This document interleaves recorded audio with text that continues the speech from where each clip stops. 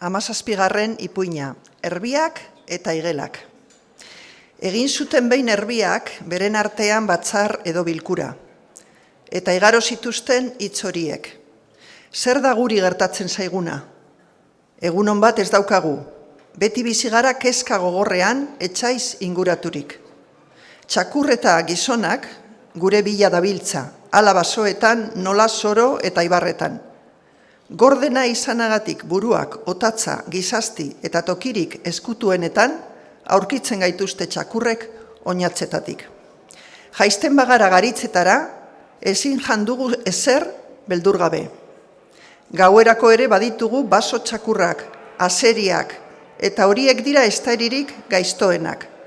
Zenbat gure lagun erori dira txakur eta azerien hortzetan? Zenbat behingoan hiltzen dituzte gizonek erreminta zuginekin?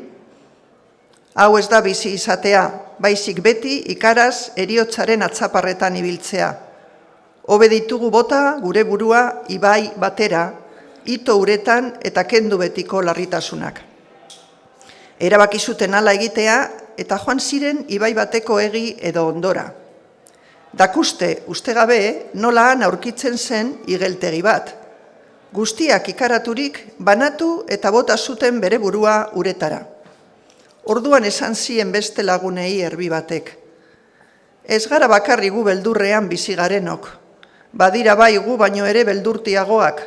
Ona nola gu ikusi eta beste gabe igez egin eta bota dute burua ibaira igeltxarrak. Ez dugu ernegatu behar. Etorriko aldira egun baketsuagoa guretzat. Gaitzak dituzte beren mugak eta aldiak. Goazen ba, lehengo lekuetara, eta bizi gaitezen nola ahal egun hobeagoen zain. Hala egin zuten.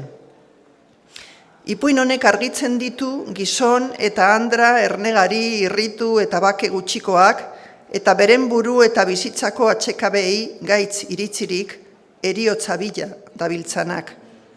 Ez dira egun guziak berdinak, gaur leku behetuan dagoena, egon daiteke egun gutxiren barruan goraturik, eta negu gogorrak ekarri ohidu udaberri ederra, jarri gaitezen jaungoikoaren eskuetan.